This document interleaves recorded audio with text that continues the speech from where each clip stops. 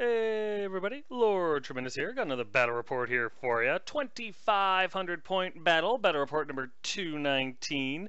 It is I, Lord Tremendous of the Undead Legion, versus Stone Master of the Dwarves. This is a good game. This is a new list. I had a few other games with the old list, and I was talking to a buddy of mine the other day while we were playing a game actually, and the battle report would be number 21. 221, I believe. And he made a very good point. He's like, you can hear it in your voice that you're not enjoying this list. It's just not fun to listen to. So you should probably just drop those and start showing the new list, because you seem to be having a lot more fun with that one. And he was right. He was right. Every once in a while, I need a verbal backhand. And although it wasn't a verbal backhand, it was definitely solid advice. So if you're listening, thank you, buddy. I appreciate it. And this is the new list that I put together.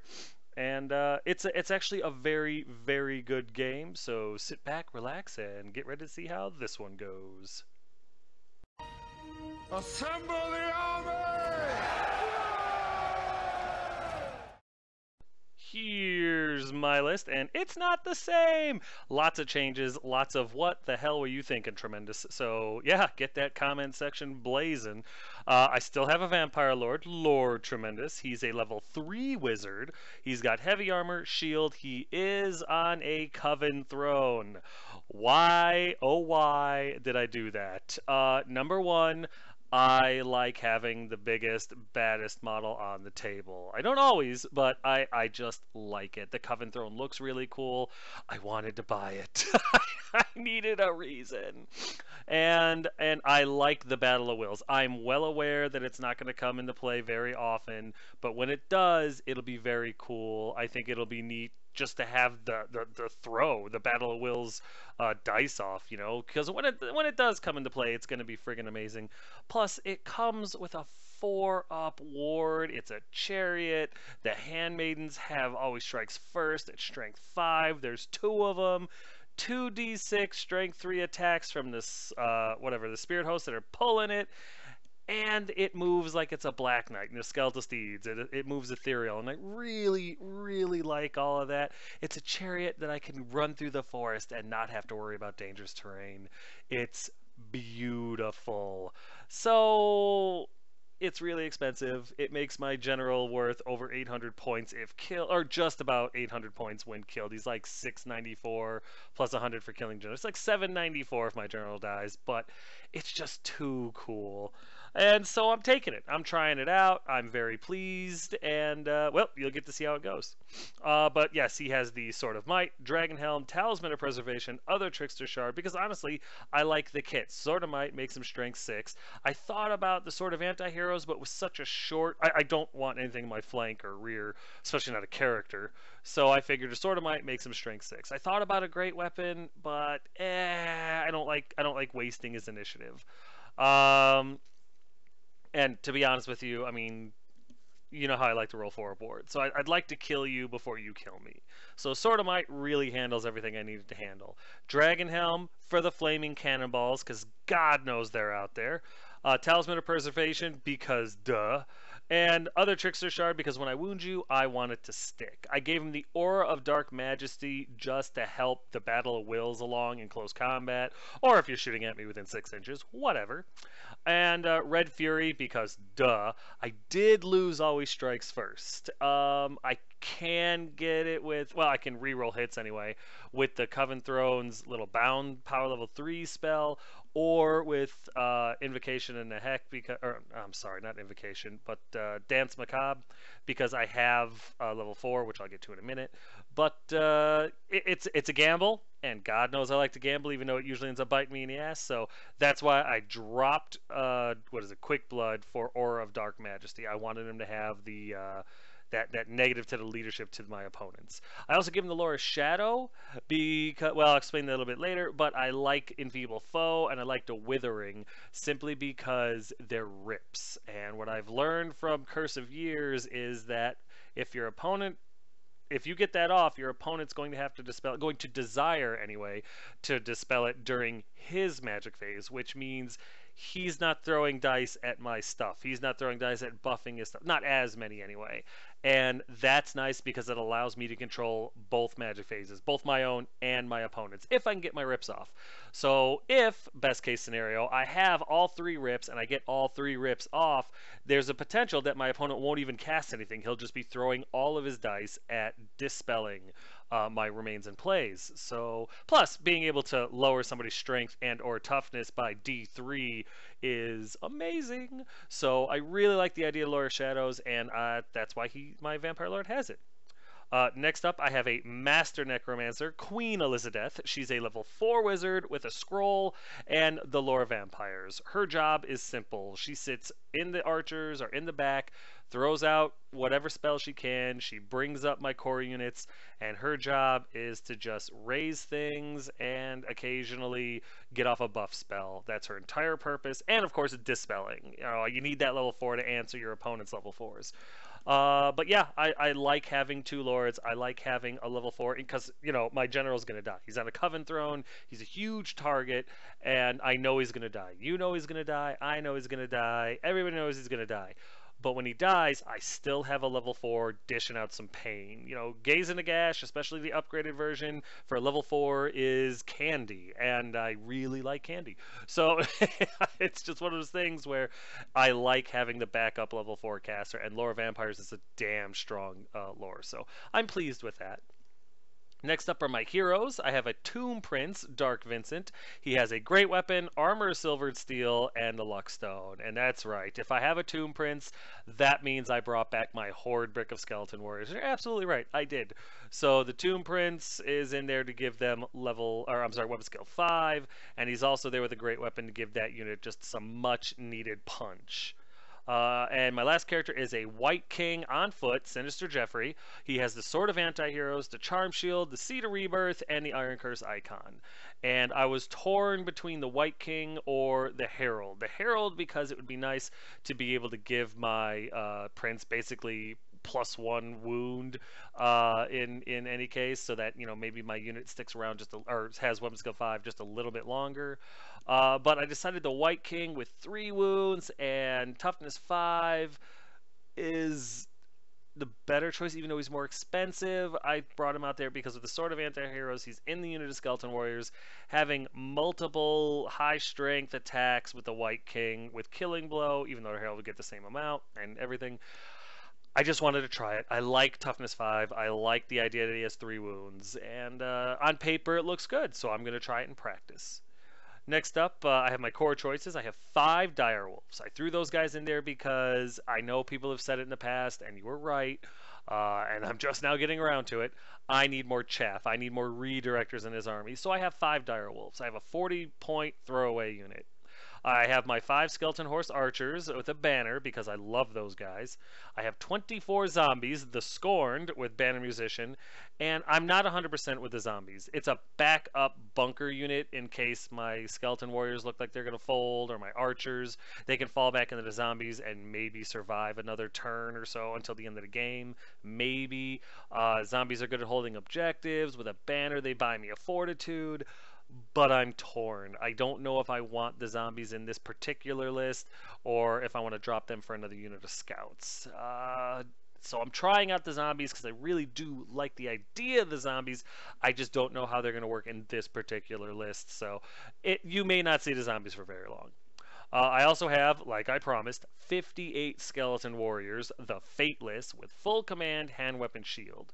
And they're the Tomb King Skeleton Warriors, not that there's really any difference, but because there's no magic banner I really want to give them. I thought about the Banner of Eternal Flame, but having that big of a unit giving off flaming attacks when everybody's running the Dragon Helm or the Dragon Bane Gem or Dragon Armor or some sort of 2+ ward save to magic. I'm running the Lore of Shadow too, and the idea of throwing, Occam's Mind Razor on this unit when it's locked in against something that's really tough, and only to know that it's got a 2+ ward save against flaming, it really killed me. +1 movement. I need that on my Black Knights. Yes, the Black Knights are still in the army, thank God. So I couldn't give them that. So the Lichbone Pendant, 15 points for a 6+ ward against magic.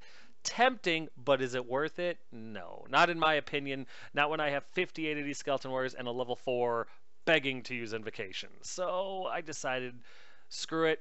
I'm gonna keep the Tomb King skeletons. Plus, it's fully painted, assembled, and I really like the way it looks. So I said, screw it. This is what I'm using, and I like the hand weapon shield because I like, and you know, they got light armor, shield, 5 up, 6 up parry. Having a save is always nice. Even if it's unlikely, it's still nice. And then, of course, I have the obligatory 13 skeleton archers, my Queen's Guard with full command. My special choices are 10 Black Knights, Tarnished Valor, with full command, lances, banner of swiftness. They've got the, barded steeds. They got the whole shebang. And with the Black Knights, obviously, there's no White King in there anymore because it was overkill. I decided I didn't want the White King. I didn't want a character in this unit anymore. The unit itself, compared, relatively to the rest of my army, is a pretty expensive unit. So what's the point in throwing another 200 plus what's it called? Character in there, so that when the unit gets wiped or something like that, you gain 600 plus 25 points or whatever off of me. So I got rid of the character, put him in the unit of skeleton warriors instead, you lost his horse, and now the Black Knights have to stand on their own, which honestly I believe they can, especially in the off chance I get, Mind Razor off on them, Strength, strength, what, 9 on the charge if I had, no, I guess you would ignore all strength bonuses. Still, strength 7 on the charge is still alright. And then, of course, I have a Spirit Host, the Whispers of Pain, because, again, I wanted chaff. I wanted some sort of redirector. I wanted a model I could put in there, and my opponent would have to waste magic on. He would have to, deal with it with a character. This is a 45-point nuisance, and plus, I think they're cool. I really like the new models, and I wanted it back in there. My rare choices, I brought up my Hyro Titan, the Protector, and his job is to just give my casters their, plus D3 to their casting, and I'm hoping that works out. Again, I'm not sure how he's going to work out or if he's going to stay in the list. It's a cool model. I would like him to, but it all comes down to how well he meshes with the rest of my army. The synergy that I'm looking to rediscover is there. So I'm trying him out on a game-to-game basis to see if I like him. And of course, the staple in the army, my Casket of Souls, or the Altar of Tremendous, however you want to see it. You will notice that the Morghasts are gone. Yeah, I had to make a sacrifice, and that's where it was taken. That doesn't mean that they're gone or I dislike them. It just means it was between them or the Black Knights, and the Black Knights have a higher armor save, and they also have Fortitude. They could take a banner, so that's why the Black Knights are still in and not the Morghasts. So we'll see if they come back. There's always that chance. Next up, this is my opponent's army list. I actually got it because I'm on a roll. He has a Dwarf Lord on Shield Bearers. He's got a Runic weapon with the Master Rune of Swiftness, Rune of Fury, and the Rune of Might. He's also got a Runic Talisman with the Rune of Warding ×3, which I believe means he's got a 4-up ward. So I think he always strikes first. I don't know what Fury does, and I believe the Rune of Might is if you're Toughness 5 or higher, he doubles his strength. I don't remember what Fury does. His hero choices are a Thane, who's his BSB, with the Runic Banner, with the Rune of Battle ×3, which gives him all sorts of close combat shenanigans. I think fighting extra ranks, +2 to combat res, and I think he gets pats on the back from him. I'm not really sure. He's got a butt-naked Master Engineer. He's got a Runesmith with Runic Armor that has the Rune of Stone on it, and a Runic Talisman with the Rune of Warding and 2 Spellbreaker runes on there, of course. He's got another Runesmith with the Runic Talisman and the Rune of Spellbreaking ×2 plus the Rune of Furnace. And his last Runesmith has the Runic Talisman with Rune of Spellbreaking, just 1, and the Master Rune of Passage. And I have no idea what that does.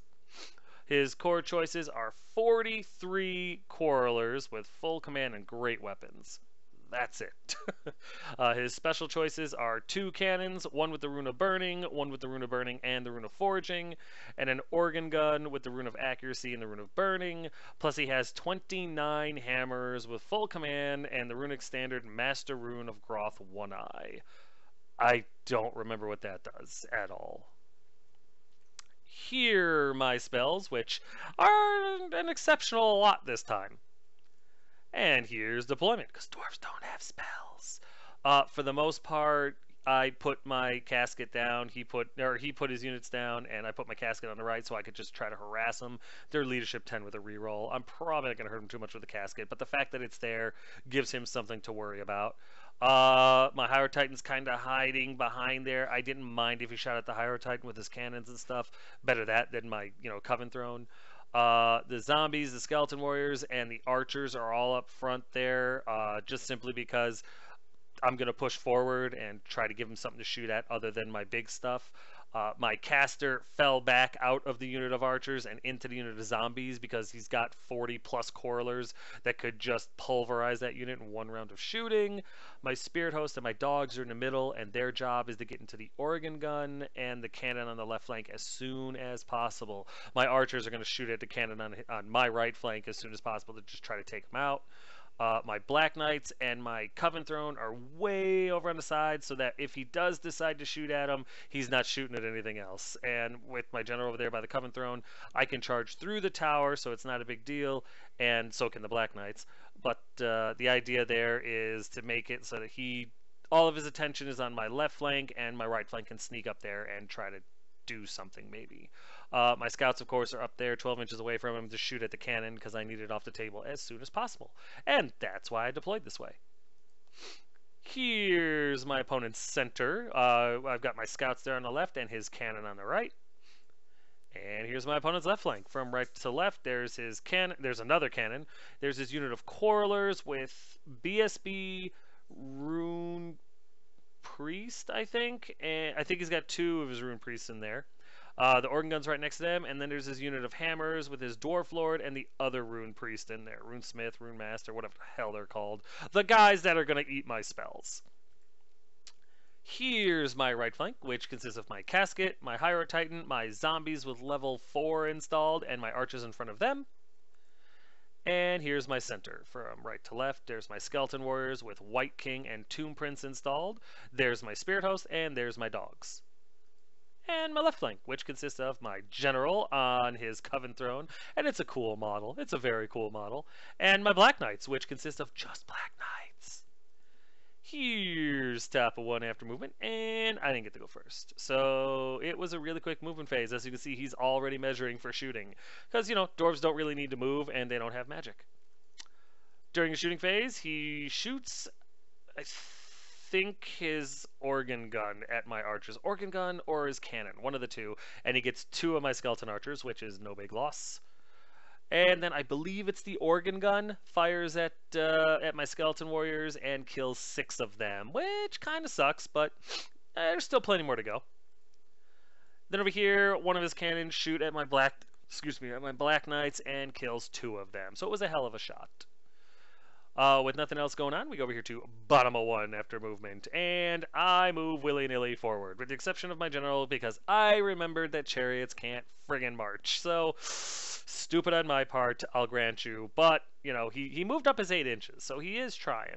The Black Knights, however, have no such problem. Move up 18 inches. The dogs move up their full movement. The Spirit Host move up. Skeleton Warriors, Zombies, Archers, they all move up. And the Hydro Titan moves out to give him another target other than my Knights and my General. Just, bait. During the magic phase, nothing happens because he's got spell breakers and all that stuff. So he doesn't eat any of my spells, but he does stop them all. And then during the shooting phase, my archers fire at the organ gun just because it's there, and I'm able to kill 1 of the crew. So not a huge, bottom of 1, but I got an organ gun slightly hurt, and I feel good about that. So we go over here to top of 2 after movement, and if you can believe it, the dwarves don't move, at all. Nothing happens in magic, so we go into shooting, and he takes the bait, shoots at my Hydro Titan, hits him no problem, and does 6 wounds to him, obliterating him off the table. And that sucks a little bit, but at the same time, better them than my Knights or my General. With nothing else to talk about, we go over here to bottom of 2 after movement, and the Black Knights charge his cannon and make it. Yeah, stunned me too. It was, I think they needed like a 7 or an 8. I wasn't too far away from him, but yeah, they made it with room to spare. My spirit hosts and dogs move up, my skeleton zombies archers move up, and my general moves his 8 inches forward again. And I'm a little disappointed in myself for the way I placed him, but it's the first time I've ever used it. I forgot chariots could march. Don't ask why. Don't ask. I'm stupid. I don't know what to tell you. And yeah, just felt a little foolish about that. There's a better picture of my Black Knights slamming into the cannon, and I cannot wait to kill them. During the magic phase, I get Gaze of Nagash off Irresistible, the big one, on his organ gun, and I roll Snake Eyes for the amount of hits. Needless to say, neither of the 2 dice that I rolled were 6, so c'est la vie. And on the chart, I roll a miscast 7. You must not read from the book! I mean, let's be honest, though. A miscast 7 is probably the best miscast I could have rolled for this guy. 3 zombies, I think, end up dying, and that's it. Who cares? I believe it ends my magic phase, though, because, yeah, I lost enough dice. So then we go over here, and my archers, once again, fire at his organ gun and plink off another guy, which is nice. They're consistent, 1 for 1. And then we go into combat, and my Black Knights obliterate that unit of Cannoneer guys, which is great, because that's 1 less cannon trying to kill my guys. I do overrun just to get out of the view of the hammers. Unfortunately, I don't make it off the table. I'm like literally a ½ inch away from the table edge, so poop a little bit. But hey, they're out of the charge arc, so my plan is to get them out of there as quick as humanly possible, and let my scouts run in there and redirect the hammers or something. So here we go over here to top of 3 after movement, and there's a little bit his hammers turn to face the Black Knights because he wants them now, and that's really it. During the shooting phase, I think it's the organ gun fires at my Black Knights and finishes off the back 2. I lost 1 earlier to something. I can't remember what it was. I forgot. But yeah, there was 2 in the back, and the organ gun was able to finish off 2 of those guys. But I still got 5 left, and I can bring them back, so I'm not overly concerned. And then the cannon lines up a shot at my knights, trying to take them all out domino style, and misfires 3.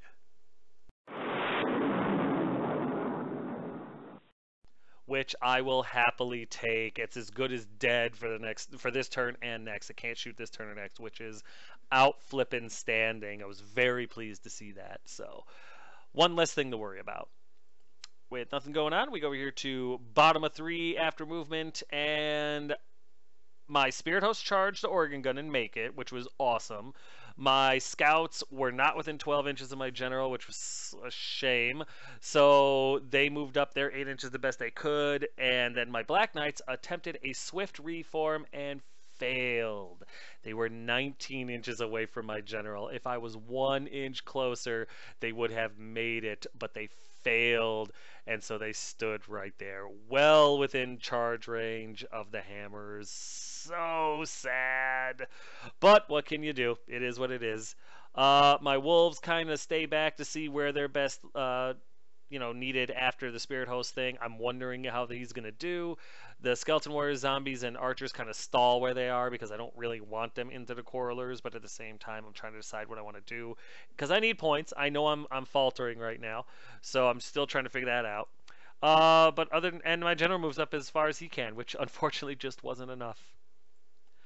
There's a better picture of my spirit host slamming into the organ gun, and even if my spirit hosts do nothing, the fact that that gun is plugged is excellent. During the shooting phase, my archers fire at the cannon that can't shoot, and I take 2 of the crew out, which was absolutely amazing. And then over here, my spirit host flub, he can't hurt me. I charge, so I win by 1. They're stubborn, and they don't go anywhere. Still perfectly fine. You can be stubborn all you want as long as you can't shoot. So with all that said and done, we go over here to top of 4 after movement, and the hammers charge the rear of my Black Knights. And the funniest thing is, he rolled like a 7 total, and they were 6 inches away. If I had just passed my swift reform, my Black Knights would have gotten away scot-free, and I might have lost my scouts. Damn! So, best laid plans and all, right? Other than that, there's no movement. There's a better picture of his hammer slamming into my knights, and poor bastards. During the shooting phase, the quarrelers empty their quarrels into my skeleton archers and kill all but 3. So they're circling the drain. And then we go into combat, and my Black Knights, although they tried, I could not roll a killing blow on either of his characters, either his general or his little rune priest guy over there, which was a damn shame. They actually don't do a whole lot of wounds. I think they killed 2 in the end because I'm only toughness 4, so his general's really not that impressive. And while I do end up losing 2 knights, I'm not able to really do anything back at all. Actually, I'm not able to do anything back. And I die. Just combat res alone. Charge, reared, 3 ranks, banner was plenty to kill me. I was hoping to maybe take out a character, but it didn't happen. And my Black Knights go poof, and the hammers reform like so. But over here, just because I think it's hilarious, my spirit hosts are able to slip the final wound through on the organ gun and explode it, which is outstanding. Everyone passes their panic check, of course, but I've got an engineer in my sights and my spirit host, and he doesn't have any magic gear, so that's awesome. Spirit hosts proving their worth right out of the box, so that's awesome. Speaking of awesome, here's bottom of 4 after movement, and there's a little bit. My spirit hosts charge into his master engineers, and I say awesome. My scouts move in to kind of block his hammers. I want them kind of having that traffic jam. If they go into my spirit host, I don't really care. If they kill it, so be it. I just want them out of the way. My dogs move up just in case the quarrelers decide to move for any reason, and my general comes up so that maybe I can get the flank and or rear charge onto the hammers if I decide to go that route. I'm honestly not sure what my chariot is capable of, and so I'm playing him real conservative, so there is that. There's a better picture of my spirit host slamming into his master engineer, and I'm happy about that. During the magic phase, I get Invocation off the 6-inch one, and I get, I think, 14 zombies come back, and all but one of my skeletons come. I think actually all my skeleton archers come back, or I think 10 of them come back, so I have 13. Yeah, so all of my skeleton archers come back, which is really, really nice considering I went from 3 to 13, because D6 plus 4, I rolled a 6, so I got 10 back. Yeah, 13 came back, and that's all that was in that unit anyway. Then over here, I get Pit of Shades off on the hammers, but it deviates pretty bad, and I think in the end only 2 were actually hit, or 3 were hit, 2 died, so it's something, I guess, but I would have preferred a direct hit. Unfortunately for me, it was a miscast 6. Could have been worse, but it was still a miscast 6. No! You must not read from the book! In the end, my general ended up making his ward save, but my chariot did not. So my chariot is currently carrying 1 wound. My general is still perfectly healthy. And then during my shooting phase, the fully manned unit of archers are able to finish off the 1 remaining crew member on the cannon, killing it dead. So I'm very pleased about that. Over here, it's a flub fest. I'm just not able to get past his armor save. I think he had like a 3-up, 4-up, I don't know, whatever it was. But I wasn't able to get past it, and he wasn't able to hurt me. I charged, win by 1, and lo and behold, he made his break check. So we go here to top of 5 after movement, and his hammers charge into my scouts, which is perfectly fine, and everything else stays right where it's at. Oh, also, during my magic phase, I got Curse of Years off on his quarrelers and killed 7 of them, so that was kind of nice. I'm sorry, I forgot to take a picture. During his shooting phase, his quarrelers fire into my archers once again and kill all but 6. So, not as good as they did last time, but there's not as many of them now, so I feel good about that. And then we go into combat, and yeah, my scouts get obliterated, and they overrun into the spirit host, which is perfectly fine. I don't mind the traffic jam.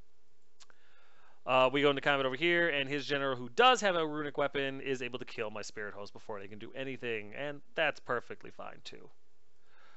So we go over here to bottom of 5 after movement, and my dogs move into the way just to kind of redirect the hammers a little bit so that they don't get into anything too juicy, and the rest of my army just kind of moves forward slightly just to see what happens. Also, during his magic phase, he forgot to try to dispel Curse of Years, and another like 12 or 14 quarrelers died. They passed their panic check, but it was awesome. And again, I forgot to take a picture. I don't know why I keep doing that.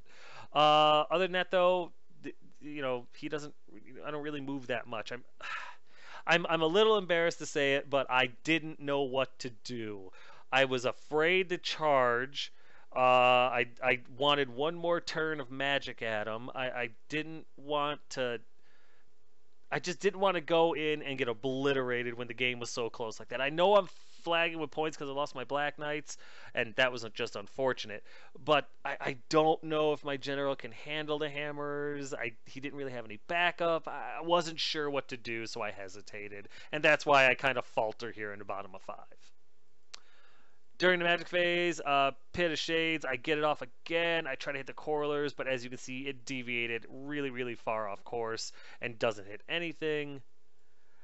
And then I'm able to get Enfeebling Foe off on his hammers, lowering their strength, I believe, by 2. Also, I get Invocation off, and I bring my Skeleton Archers back up to 12. I think one guy didn't come back. I now have 24 more zombies there. I do have the models, but just for the sake of time and interest, we just didn't bother putting them in there. And my Skeleton Break has obviously been full up for a while now. And then my opponent fails to dispel Curse of Years again, and when all is said and done, he's got a brick of 22 out of the 43 that it started at, or 46 that it started at. So they're at half strength. One of his characters, one of his runesmiths, is dead now, which is awesome because he took a wound last time and now he took a wound this time. I know that dice shows a wound; he's long gone. So one of his rune priests died. This is a cheap one that had a spellbreaker, and yes, he's used all his spellbreakers by now. But it was nice. It was nice that they were all dead, and yay! So I'm getting closer. I'm getting closer. So we go over here to the top of 6 after movement, and his hammer slam into my dogs, which is fine, and that's really it. There's a better picture of his hammer slamming into my dogs, and whatever. During his magic phase, he finally remembers to get rid of Curse of Years and dispels it no problem. And then in combat, he attacks my dogs, but keep in mind, his strength was -2. He killed like one dog. My dog wasn't able to do anything back because, well, let's face it, they're dogs. Strength 3 against, toughness 4, even with the 5 up more. I think, you know what, maybe I did kill one. I don't honestly remember, but charge, banner, 3 ranks, and a wound to a wound. My dog's crumbled, and he overruns like 10 inches, so he's right in front of my general. So we go over here to bottom of 6, and I'm trying to decide what to do. I could charge my skeleton warriors into the flank of his general's unit, and I mean, I only needed to roll a 6 because they were 10 inches away, so I thought it was possible. And then my general was going to make it no matter what because they were like 10 inches. He was less than 10 inches away from me. There was no way I could fail it. I really, really debated it. I really tried to decide if I wanted to do it or not. And in the end, I chickened out. I know, hindsight. I wish I had gone back. I wish I had charged in. I really thought about it, but I didn't. I chickened out, and instead I moved my general over to the side so that he could throw some spells at the Coralers.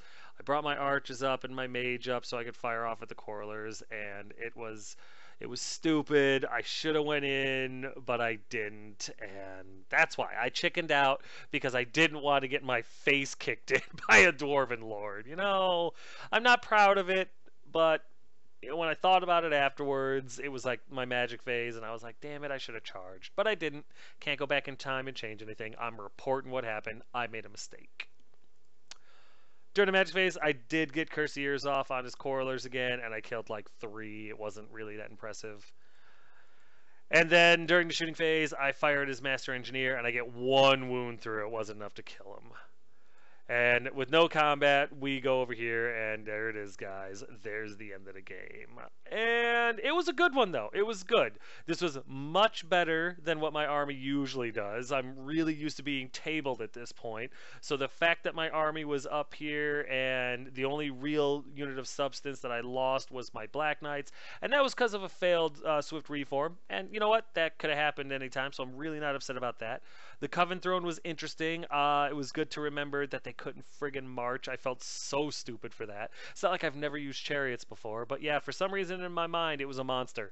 So yeah, it can march. It goes 16. I'm stupid. So yeah. But you know what? My general could have been a hero. I did a hypothetical roll just to see what would happen if my skeleton warriors would have made it into his flank, and they would have. My general would have made it into him, no problem, and it would have been an interesting combat to say the least. I could have possibly gotten Feeble Foe off again, or the Withering, or whatever. You know, I had them both. I could have possibly gotten Occam's Mind Razor off. I think I had that.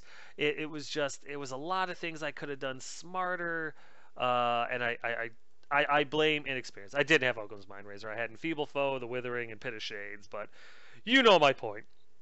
You know my point. There was some regrets, but overall, I'm very happy with this list. I do see a couple of things that might need to be changed, like the Hyro Titan really didn't see a purpose because my army was moving, and the Hyro Titan only moves 6 inches, and they can only march the generals around. The general's not going to be necessarily near him all the time, so I'm starting to think that maybe there's a better investment for the 175 points. So I'm going to try it again, but that's what happened during this one, and it was a really good game. And you know what? I'm going to get to the actual recap in a minute, because right now, this game is over.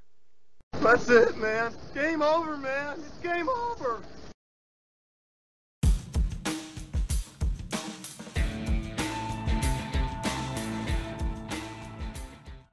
Hey guys, you know these tokens, you've seen them 100 times, and you know what? Every time you see them, if you haven't bought them yet, you're just wasting time. Get these tokens. All of the lords of whatever spell you're casting, all the wound counters. You see me use them in every single game, and you've never heard me since I've been using the counters going, I can't remember how many wounds I had, or what spell was on this guy, or whatever. And they're flawless. They're awesome. You're the envy of everyone you play against. Send Token Gal an email. Get these tokens. They're dirt cheap, but they're solid gold quality, guys. I'm telling you, you cannot go wrong.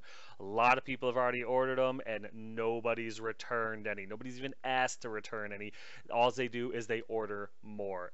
Get yours. Get them soon. You're wasting time, and these are totally worth it. Tell her Tremendous sent you.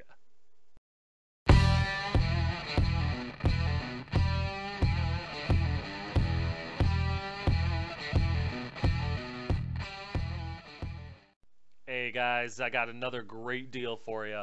Movement trays. We all use them. We all need them. If you're watching this report, you have some or you need some. And do I have the vendor for you? This guy makes solid metal movement trays. I mean, cuts them to your specifications using a galvanized metal. It's not that cheap, thin, weak aluminum. This stuff is sturdy. I'm using them. I used them all throughout this game. Take a look at the pictures. They're all in there. I love these trays. They're metal, so they auto-magnetize. You know, well, provided you put magnets on your guys.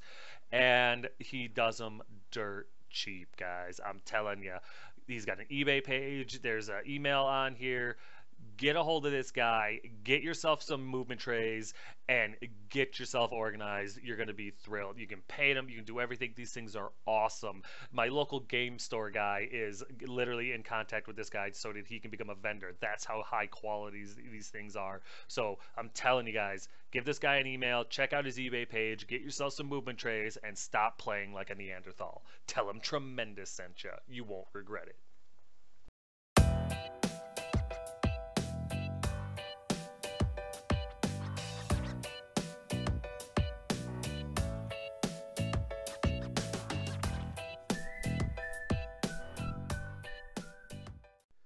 Yeah, that's right. I don't know if you were paying attention or not, but we got a few new pictures. So not only does Unleashed Wargaming paint amazing models for commission and stuff like that, send him an email. He does excellent work, as you've seen from the pictures. Not only does he do all the different Magic lore cards for Warhammer Fantasy, I mean every lore. You want Storms of Magic? Send him an email. You want Lore of Fire? Send him an email. You want every lore that's ever been out in 8th edition? Send him an email. These things are solid. They're laminated. They're on cardstock. They're Photoshop made. They're amazing. And they're good. They're well priced, guys. I'm telling you. And now he's also doing 40K cards. The psychic stuff or whatever. I don't play 40K, but if you do, there's nothing wrong with that. But there is something wrong with it if you don't get these cards and if you don't have your models painted by them. Just throwing it out there. Just, you know, you may, if you feel guilty, that's because you know you're wrong.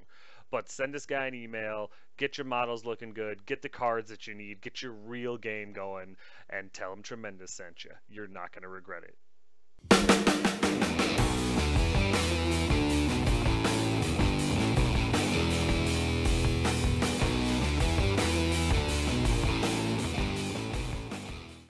That's right. You knew this was coming eventually. In conjunction with Unleashed Wargaming and Lonehammer, we have opened an online store with hats, shirts, and I think that's it for right now. Maybe dice and stuff like that later on, as well as other gear, maybe, you know, dice cups, whatever. We'll think of something. But we're doing a trial thing. For the next month and a half or so, we're going to have this online store. The website is here. It'll be in the description of the page and everything like that. But yeah, if you want a t-shirt, if you want a hat, if you want to wear paraphernalia, by all means, head over to this store, check it out, get yourself some Lord Tremendous gear. God knows I have. and yeah, this is your chance. If you like Lonehammer, if you like Unleashed Wargaming, if you like Lord Tremendous, you can get this stuff. And if you don't like us, you can get it and you can set it on fire and send it to us as a threat. It's awesome. But yeah, go to the website. It'll be here. It's on this channel, obviously, or on the description, and get yourself some gear. We're going to try it out for a month and see how it goes, and if it keeps up, then we'll keep adding to it, and if not, well, we'll pretend like we never did it. But yeah, guys, by all means, and if there's anything you want to see on the store or anything like that, throw it in the comments section, and if we like it, we'll make it happen.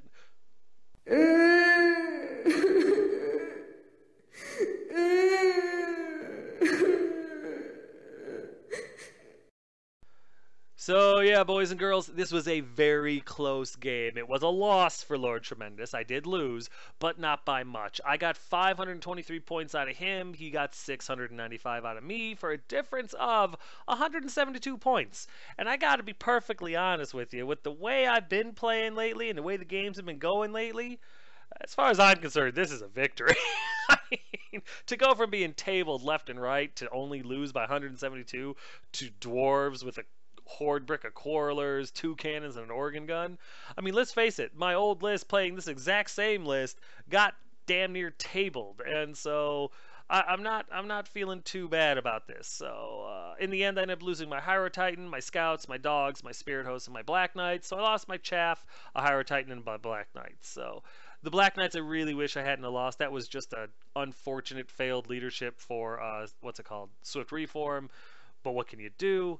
The Dwarves ended up losing both his cannons, his organ gun, and 1 runesmith because of Curse of Years. That was it. I couldn't get anyone else. Almost got the Quarrelers. Almost got another character. It was close.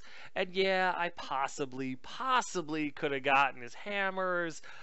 I wish I had gone in just to find out. Who knows? I probably would have got slaughtered, but it would have been interesting to find out. It's unfortunate. I was scared. I mean, there's no other excuse other than I played too conservative. I was playing too much defense. I should have went in there and just went, pell-mell. I should have accepted a challenge from his general with my unit champion and my skeleton warrior unit and just hoped that, static combat res was going to be enough to break that unit. I'm sure they were stubborn or some craziness, but they were well out of range in a BSB. They'd have been at -1 leadership. Who knows? Who knows? Maybe I would have rolled a 6 and he would have rolled a 1 for leadership and the Battle of Wills would have caused his whole unit to attack itself. Who knows? We never will, though, because I was a bit of a coward, and I'm ashamed of that. I am, but it was a learning experience, and maybe next time I'll be smarter. That's a pretty big if, but, it's an if nonetheless. The new list feels so much better. It's not perfect. It's got some rough edges still, but so much better than what I was playing, and so much more enjoyable. I am enjoying the Coven Throne. The 4-up ward save that it has on itself is amazing. I mean, to go from the Abyssal Terror that has nothing to a Coven Throne that has a 5-up armor and a 4-up ward is night and day. Just plain simple and to the point, night and day. And so I'm very pleased about the Coven Throne. I'm well aware that it's not a great choice. I'm well aware that it's expensive. I'm well aware that I'm going to get shot off the damn thing left, right, and sideways. But damn it, I'm going to look cool doing it. Like I've said 100 times, my poor Black Knights failing the Swift Reform check cost them their lives. If I had just passed it, if I had rolled 1 pip less, they'd have made it. They'd have moved 9 inches, and they'd have been well out of the charge range of his charge. And I could have just ran him away, raised him up, and sent him back in. Maybe even into the Quarrelers to finish him off. I don't know. But we'll never find out because I failed miserably with their roll, and I'm ashamed. What can you do? My Hydro Titan got killed early, but I'm starting to see a problem with him being in the list. Like I said, he only moves 6 inches.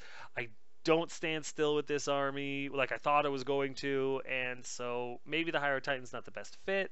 But we'll try it again in in the next battle report, see what I think then. But you know what? Not a bad game to cut my new list on, especially with all the changes and the new style and everything like that. A lot more fun than I expected. I really, really enjoyed the way this list flowed. A lot better. Even though I lost, it still felt like a really good game. And, you know, magic worked the way I wanted it to. Shooting was out of the box. Chaff was amazing.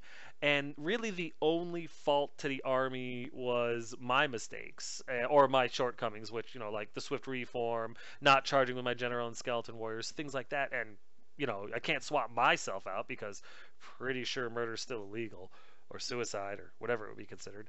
But either way, I'm not going to do it. So I'll just have to get better.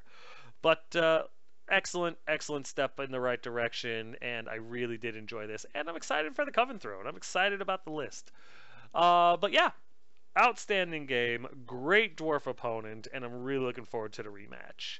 But that's going to do it for this one, guys. Battle report number 219.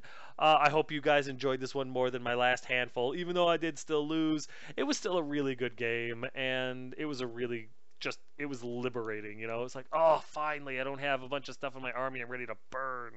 And even my dice seemed more, you know, happier. They were rolling high to average, so, you know, very pleased. Overall, very pleased.